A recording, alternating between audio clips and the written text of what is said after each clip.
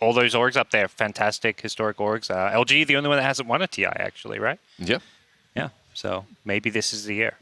Well, unfortunately, we've still got some technical difficulties in the pods going on, but it's fine. Stay with us. Stay with us. We could do a little fashion show. We're not going to do a fashion show. We're still going to talk about Dota. Don't worry. I'm not going to start talking about Counter-Strike. Don't switch off. Stick with us.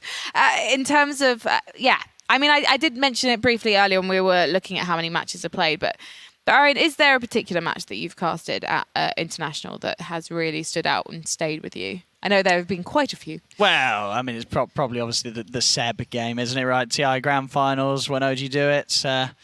That's probably one that stands out the most that I casted. I think outside of that, of course, there's a lot of fantastic games. I mean, was it? What it was Ice. What was he playing on? Was it back on where the one that Cap casted? That was one of the considered one. Oh, of the EG Ehome. Yeah, yeah. That he was playing carry. Yeah, in terms of just all games, that was quite a spectacle. Do you get royalties from the Seb scarves? No, I should, shouldn't I? I should. You know, I'm very bad at business and stuff. You know, I like to do things. People can make money out of me. I don't mind. I'm just here for the good times. OG, you've won if you want to TI send me a twice. check in the post, though, OG, I'll take it. You've won TI twice. You don't need the money. This man, however, look, he's not even wearing a proper shirt today. I've not even only got a wore scarf. t-shirts. You know, it's cold Absolutely shocking. And you know what? We are going to have to take a short break while we get this technical stitch sorted out. I'm going to grab my little screwdriver. Yes, it is maroon. And we will be back with you as soon as we can.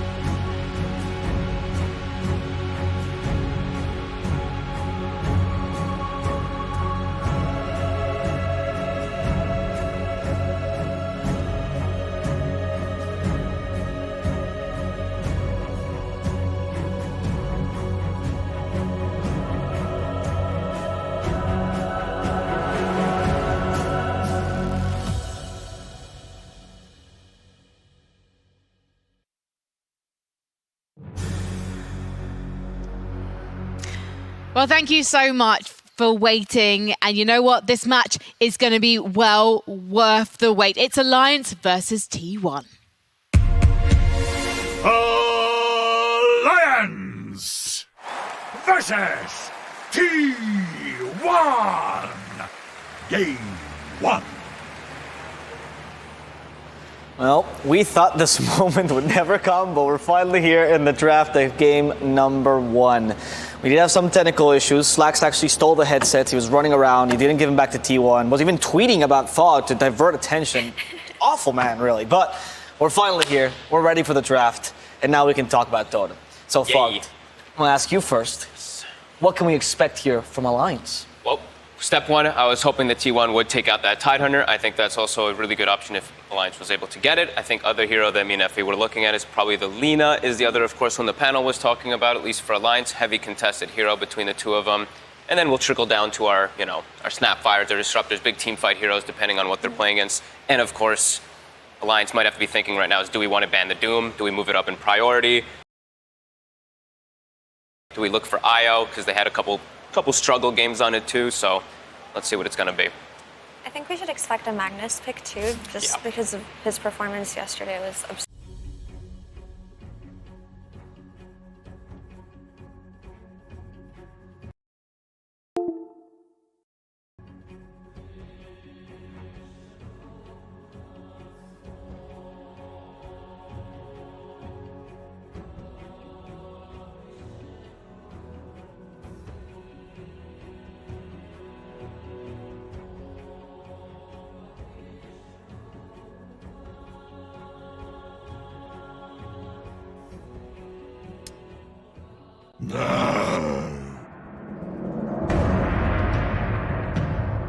Initiate or counter-initiate, right? So it's incredibly valuable, especially in the hands of T1 or Alliance, by the way. S4 plays a great Magnus, so I'm a bit surprised that they didn't actually consider it here. Yeah, I'm surprised with their opener, actually, the two supports just like this. Maybe they're really expecting one of those like spirits that are really pesky and they don't want Lion to be banned. I know Snapfire's been super contested, but really interesting to see them just open up with that, because now it's your supports are not going to be frontliners. Initiation will be a little bit harder, and T1's going to be like just snaps picks. Like, I mean, I look at T1s and it just feels much more comfortable, and it feels like it just ticks more boxes in the draft overall. 100%, and I think of all of the mid heroes that you want to first phase, you should be looking at the Lina, because obviously built into Silver Edge, which is the deep. Perhaps the reasoning behind Lion is that they know that T1 do like to play heroes like Puck that are slippery, and just securing it early in the draft makes sure it doesn't get banned out later. Another idea behind it could be that if they are taking a fight on Vision and they have Vision of this Magnus, Lion can pre-cast the Hex, and when he links in, he'll be instantly hexed, right? So that could have been what they were looking at here. I also saw Lion yesterday. 2 times we saw teams pick like illusion heroes into the Lion, or pick like these elusive heroes into the Lion, and we're like, wow, Lion looks really good now. And we saw the mana drain like own throughout the game. He's just getting super farmed and taking out either the TB illusions or it was, I can't remember what the other one was, but either our Spectre was the other one. So yeah, that's typically how it works. And Lion was forgotten for a really long time, up until Puck was the mid hero of the patch 8 months ago, and it made Lion rise to popularity, right? Storm as well, and Storm has been an incredible hero throughout this tournament, I would say. I doubt we'll be seeing it come out of Alliance. It's not a limp hero, but it is pretty nice here. Like, I look at these 2 heroes and I would like to see a Storm. yeah, I want something that Alliance can start the fight with, that starts the fight with the Lion, that you can jump in and follow up, and something else that the Lion's going to take some time, right, to get that Blink Dagger. So I want something that's just going to naturally be able to go in and start the fight, which could be that mid hero. But it's going to be limited, because I did get to see I got to actually cast the T1 versus Alliance in the group stages too, and they put Limp in a bad matchup because he needed to be that kind of catch and jump in, and he never got to play the game. It was a 20-minute stomp. They got Necrophos mid. He was Ember. He was trying to be the one that like lead in pre-blink daggers on his other cores, and the game never even got off the bat for them. So I expect S4 to fill that role we were talking about of jumping in with the Lion, but I can't really think of any high damage offlaners at the moment. But that's the nice synergy of having a Snapfire as well. You can go into the Lion and you can just throw the Mortimers from a distance. Something that I get reminded of when I look at things like this is they actually Oh, they do ban out the Void. That's unfortunate because they did try this style of having Nico maybe just play Void, be the initiator, and putting Limp on something long range like a Sniper. And Sniper can be very good here actually because he outranges Lina and it forces her to buy a Blink Dagger. They did lose with the Sniper versus T1 in the group stage too, right? They picked it versus the Razor to try to counteract it, and Limp got ran down by an ET the entire game for chasing him. So I mean, it's definitely a good pick here. Just like that might be like this bad memory inside of Limp's mind where he's like, maybe give me something else there. So we're seeing very team-specific bans coming out, and it is going to be the Ember. So I felt like this was going to be forced, but now it's like into this matchup versus the Lina. I'm a little worried already off the bat from Limp. Because I saw this the other day. I saw this in the group stages. It was a worse matchup versus Necrophos, but is it maybe? Maybe Limp.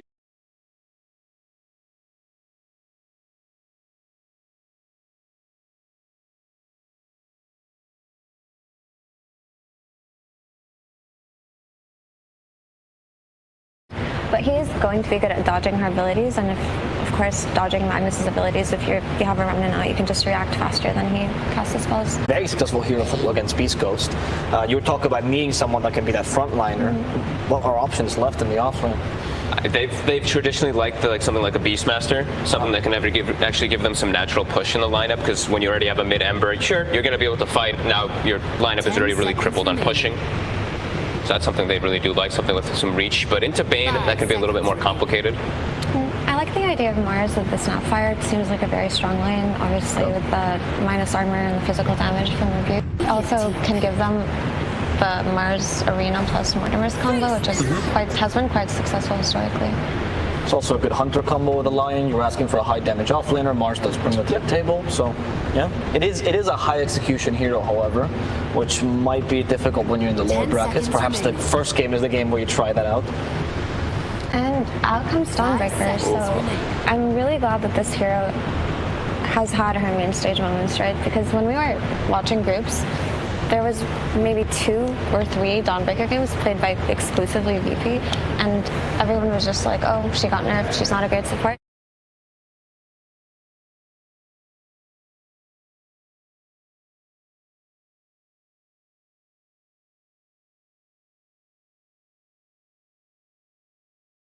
Every other game, same thing for Dawn. I like that pick. I think also that might dissuade them from going for something like Mars too. Exactly. Because then like the Mars ult comes down, Dawnbreaker is going to be able to set up and counter initiate heavily. So maybe that might put a little bit more fear into Alliance to just look for head-on team fights, because right now it's looking a little hard for them too. For sure, and to add on to that, this concept that they have going with this Lion and Ember is basically get in, kill a target quickly, and get out. And by having the Dawnbreaker, you can negate that. Also, Bane is quite good at killing the Ember Spirits, so they do help that a little bit. They do have the catch frame. The fun T1 poke is, I know what, it was Curtis who likes to always say it. Now they have like a sleep into a skewer. They have like this really fun little combo. Lots of poke as well coming up from Dragon Slave. They have Shockwave, so they're always gonna have good ways to just spam, take fights. What's the logic behind the Morphling here? It's a pretty good Morphling game. Okay. There aren't really... There's the Bane who could catch him out and kill him, that is a threat there, but in the Dawnbreaker, Lina, and Magnus, you can preemptively cast your Strength and More fight, and scales better than these heroes, including the Lina. It's just that I don't feel like he's going to have the space, honestly. It feels greedy. Yeah. With the 2 supports as well, like they're kind of weaker supports. I feel like his lane could be a bit hard, and in the past also people used to really like Lina versus Morphling also. Like sure, it's a little bit different, times have changed where it's just right-clicking Lina, but it's still just kind of the same concept. Like if you catch Morph in a bad situation, boom, Laguna Blade plus a double nuke, he's probably just going to die if he's out of position. And the thing about that is you don't want to go in first with your Morphling because you could get gripped or LSA'd from Fog, right? But your Ember doesn't want to go first either because the same thing could happen to him. So they actually do have a lack of a strong, durable frontliner because neither Ember nor Morphling can fill that role for each other unless there's some kind of snow. What's the S4 hero even left, right? Shaker's gone, DK's gone, Tide's gone. It's like Beastmaster's one of the few left, but... They've done Legion before against the Bane. We've seen how that's worked out. Yeah. It's a really tough matchup, especially if you have to go be the one initiating, because you just get Nightmare, and that's over. It could just be the Mars here. Oh, well, there's no Mars anymore. Yeah. We're out of heroes. Ooh. Limited. Is Centaur a possibility? here? Could we run that as the tanky initiator, even if he's not the most consistent stun? I just haven't seen Centaur at all. I don't know if the hero's very good anymore. I don't think he's good enough here, especially with the way people have been playing Lena, just building a Satanic. She absolutely shreds him, and there's no concern of dying, right? It's just weird to me that they picked this Morphling over the S4 hero in their last phase up, because I don't think it would have been banned out here, because it doesn't look like the greatest of Morphling games. Like, he does fine versus all of these heroes individually, right? He can scale. There's no kind of instant stun, but like you said, he can die from fog. He can just get burst down if he makes one mistake. And now they had a bunch of time to really think about what that last pick is for Savage. Just like, okay, do you want to play like a PL or something? I mean, there's an Ember, so maybe not the PL, but he can just think about his specific matchup, what he wants to play versus that Morphling. And he has a Bane, so super strong lane that he's going to have. He's going to be able to farm really well. He's not going to be pressured too much. Also a Savage emblematic hero, the Morphling, so he knows exactly what he hates playing against. Exactly. So it's a tough thing to give him time on. And Mira's completely right. If you're picking, when you have the last two picks, you have to consider what can your enemy ban in these last two bans, which is why many times you just pick the hero that you think might get banned, or the position you think might get banned. And now as 4 without options. Oh, the Wraith King is going to be the option? Okay. Ooh. How do you think of that matchup against Morphling? So they do want to play a higher tempo game, and Wraith King does hit his timings quite early, especially if he chooses to go for some kind of armlet build, right? Yep. They don't want to give Morphling space to farm, but the carry matchup of Morphling to Wraith King, like, Morphling destroys Wraith King, I would say. And especially with stats build. it has to just be high tempo, run them over, because you look at Alliance's draft, there's not really any high cooldowns that you're afraid of. There's a mana burn from Lion, there's Chains, Ember can just keep you there. So I'm guessing they just want to steamroll them after hitting a timing. So they need something fast. I mean, Timber is a good option. I know Brian was like screaming it over there on the left, but versus like the Wraith King and all that, it's not bad. It is an S4 hero, and there's just not really much left. He's gonna go for his Sanking. I think these lanes look super weak from Alliance. I'm worried. I've seen the Sanking struggle almost every game I've seen it played lately. So the strength of the Sanking here is the defensive ability, right? Yes. He's really good at defending towers, really good just setting up Sandstorm. Hard to push the safe lane tier 1 with that, theoretically. I would agree, and if we're gonna go on this 20-minute timing that T1 want to play for, then Sand King is one of the better heroes you can pick here, but it's pretty much because there was nothing left. However, there is the ability to stun or counter initiate, which is always going to be nice. It's just that I don't think this Sand King is going to be the one to gun first. Something Alliance do have going for the Morphling, though, is there's a lack of a natural Vessel buyer on T1. Yeah, definitely. Did we? I don't think we saw the. Yeah, I don't think we saw the Dawnbreaker go for it. There is Enfeeble, which can be frustrating in later stages, but early on we've seen, most people aren't really skilling it. So I think if Alliance, if they can play fast-paced, if they don't get smashed in their lanes, they do have a good way to fight back. Because I do think T1's is a bit greedy for them to actually just it's going to take some time for them to build up this Wraith King, as we've seen that hero's gotten nerfed several times. So Alliance, I mean, I have to just stare at lanes. Like first 10 minutes, I have to see if S4 has a decent time on this Sand King, because I've seen so many games lately as Sand King where this hero just doesn't get the fight. Like it dies like 4 or 5 times in laning phase, and then you're just a single blink stun. But there's also this potential of Alliance playing the tempo game too, depending on how lanes go, right? Because if Sand King does get the early blink and Morphling doesn't get severely pressured, he does do well individually versus these heroes, right? And we've seen Nico maybe group up with his team early and pressure towers and not just sit back and farm triangles. That's not really his style of carry. And you were asking earlier for high damage offlaner. Sand King does bring that to the table. You have a decent hunting squad with the Lion and the Snapfire as well. It's really just the lanes, it seems like, to me, for Alliance. That's the biggest worry. That's really my biggest concern. If they can make it out of the lanes and they're even avoid team fights, be very aware of Dawnbreaker. There's a hero that not everybody's really playing so much, so just be really aware of that global potential. Well, let's see if T1's coach March agrees with this analysis, and he also thinks that they can take them over.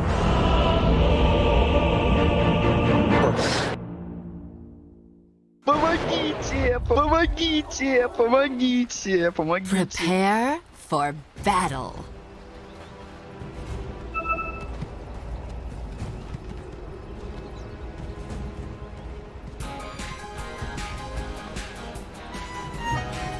I'll help my weak and puny allies where I can.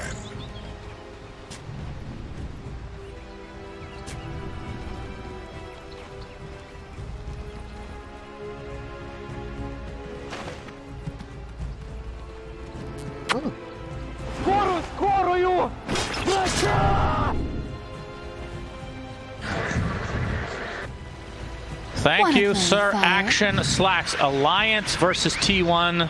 Sunspan with Cinderin, best of 3. And this is for elimination Cinderin. Whoever is out, winner moves on a little bit further at TI10. Into top 8. So yes. Obviously, starting in that upper bracket, which T1 did, is the blessing. You skip one round of the lower bracket, but we've seen many times at TI teams looking hot going into the upper bracket. They lose their first set, they drop down, lose again, and that is a fate you really don't want to face. When you feel like you came in a good position, you can get knocked out almost just as quickly if things go awry. So to take this series against Alliance, of course, I think fair to say based on how groups went and how the upper bracket went for T1 against LGD, taking at least a game against the Juggernauts. T1 probably fair to assess them as the overall favorites in this matchup. But Alliance have been picking up a little bit of momentum, obviously going off that win yesterday, and you heard in the pregame the discussion about how, as far as said, they've learned a lot from the group stage, and Alliance is one of those teams that can, they can pick up some momentum, they can learn from their mistakes, and obviously it is a tough matchup, but you think when you play in group stage, not everybody's really scouting each other as closely because you're playing a ton of games at the same time. But when it gets to this stage, there's a lot of prep that goes in for this specific team. Alliance has a little bit more time to work with, I would say, but T1 obviously coming from upper bracket, they're obviously disappointed that they lost that best of 3, but should be an exciting matchup nonetheless. And of course, Alliance is, I mean, they were the top EU team overall because of, DPC season, like going into the major. Yeah, unfortunately for Alliance, their showings at the actual majors weren't what they had hoped. Basically just bombed out both times, so obviously for them they have a lot to prove here. And yeah, the whole thing about prep I think is pretty important. If you Dota with he's a very intelligent player. The way he thinks about the game, I think he's a huge part of why Alliance won back at TI3. Just his overall understanding of macro movements in the game. Alliance were outstanding in that tournament. It's obviously many years ago, but they kind of, I wouldn't say they pioneered split pushing because that was a concept that was known from back in Dota 1. They perfected but they mastered it at that event, and they did such a great job just playing the map at a different level from other teams that eventually they got caught up to, and then they started losing in subsequent tournaments after TI. But I think S4 really a clever player. So hopefully the prep that he has done going into this will show. But so far so good for T1 in the lanes, I would say. Carl in the mid lane, Lina against Ember. You know, this reminds me of a game we had yesterday. Was it Emo who played Ember against Shadow Fiend from Team Spirit? That was 2 days ago by now. Time flies when you're having fun. But it was the IG versus Team Spirit series in the upper bracket, where Emo got a last pick Ember into a known Shadow Fiend. So picked it into a loser, but they assessed that it was still worth it for its overall potential impact on the game, and they did end up winning that game, obviously. Limp in a similar situation here. Lina's a matchup. You're not going to win this lane ever if the players are equally matched. And I think Carl against Limp is a pretty fair lane matchup overall in terms of just raw lane mechanical skill. So I would imagine Carl will be pulling ahead here. I mean, relatively even to start things out, but of course it is early, like you said. They're going to get each respective water rune. Nico Baby this time around will be playing the Morphling in this bot lane, and we can talk a bit about Dawnbreaker, who gets cancelled there. FNG, Shockwave brings him back in, and Zephyr secures the first blood with that last right click. When you're playing these squishy 5s against Dawnbreaker, you need to be quick on your fingers. You need to be ready for that play to come. As soon as the Celestial Hammer goes out, you have to stun her. Hanskin hesitated for too long there, and FNG, not Hanskin. Let's focus on player. Hesitated for too long with that Earth Spike and ended up taking 2 attacks from the Starbreaker. That needs to get stopped instantly. As soon as the hammer gets thrown, you have to stun, and gets punished there, and Zephyr manages to get first blood. Very good for the Dawnbreaker. We'll be getting boots as a reward. This hero is exceptionally good at chasing down heroes because it's just so strong in lane. So with these freshly picked up boots, look for Zephyr to just go aggressive. He's going to take some damage here, but we've talked about the Dawnbreaker support in the past, and some lineups feel a little iffy, as it were, especially as a support. Obviously, laning stage as we're seeing right now, but this game in particular, there are a lot of stuns that set up her ultimate for the later stage of the game. You have the Nightmare, you have the Fiend's Grip, obviously, LSA is pretty low cooldown, Wraith, Fire Blast as well, and then the huge RP. So literally every hero can theoretically set up the Solar Guardian, which, I mean, I think you and I after that hero going mid-game and beyond. Absolutely. Oh, top lane, Whitemon going to get caught out, takes considerable amount of damage, but will live through it. Nightmare into the Wraith Fire Blast now is 23 Savage, blocking S4. He will be able to walk away as those little skelly buddies are chasing him. The boys, as we call them. The boys. I think that's copyrighted by a TV show, Cinder. Oh. Can't say that. Okay. Well, hopefully they're not watching then. There's probably not that much overlap between the writers of that TV show and TI, but you never know. You never know. You get surprised sometimes with where people's interests lie. So, especially you. Yeah. Yes. What that was supposed to mean. Because you have no interest. That was the joke. Zephyr makes his way to the top lane. Wraith Fire Blast into the Starbreaker. The Burrow Strike is there in time for S4. But he's going to take so much damage from that hammer.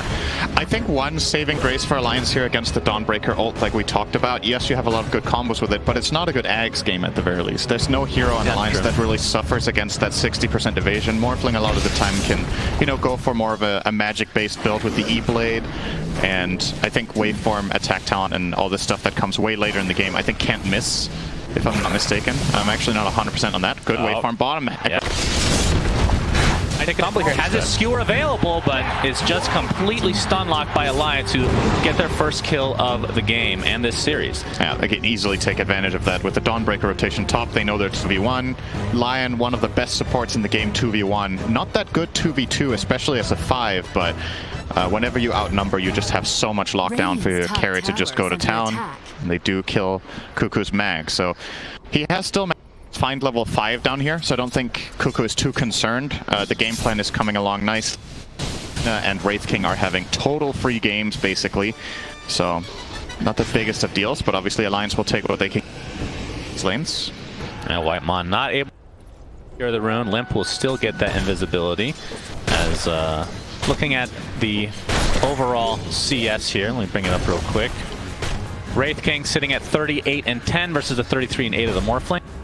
Relatively even. Of course, 23 Savage will eventually go into the jungle. This is the thing I like about Wraith King as a position 1. It kind of creates space for some, like a position for like Dawnbreaker theoretically to get some farm once he enters that jungle. Yeah. Semi full time, if that's even a word.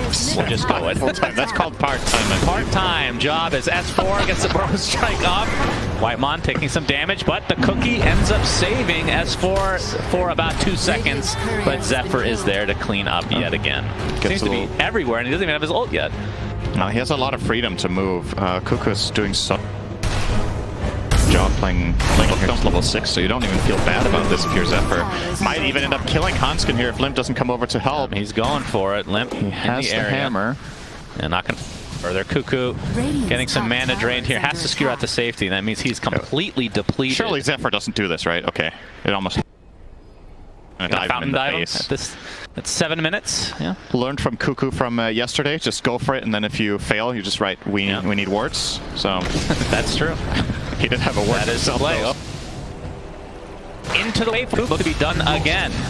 So 2 kills in this lane for Alliance. Yeah. Nico Baby and company starting to get back into this game, which, I mean, it's not like it's out of reach by any means, but T1 definitely off to a slightly better start right now. And Nico claiming that is very, very good for his economy. 250 extra gold here. Getting the treads flown out now.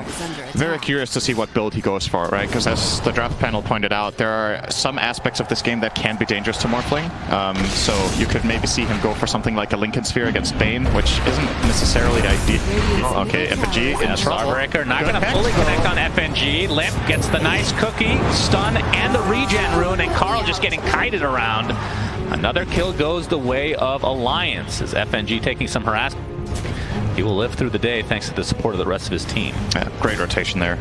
Bringing Hanskin was crucial to killing off the Lina. They're going to smoke here in full vision though. So T1 definitely know that this is happening. They guess the right move though. FNG mana burning here. Zephyr's going to walk right into him. That Zephyr is level 4 despite being involved in so many kills is kind of weird, actually. Feels like he should be a higher level right now, but he hasn't taken much lane. That's what you trade off when you leave the off lane, right? So that you give the Magnus the solo experience, and while kills are nice, if you don't soak up any lane space, you... Right? So I think now that Zephyr is showing mid, he might even sit here all the way until level 6, because Bane will need the tone.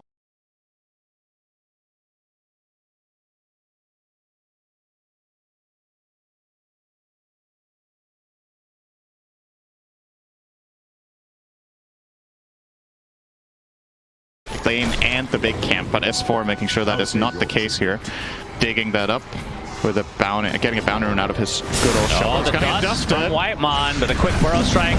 There's the stun from... And S4 looks to be mega dead here. Actually does a nice job of sidestepping the Starbreaker, but it just delays the inevitable here. And keep in mind, this is a Sanking with Vanguard against the Wraith King Skeletons, and he still dies. So you can't really be tankier than this at this point of Sanking with Soul Ring Vanguard, but it's just not enough against these 3 heroes. Lance looking a little bit lost over here in the triangle, I gotta say. They've quite a long time, and they're just on top of a ward, so essentially kind of wasting their time. They obviously don't know this, but T1 are just not gonna go there.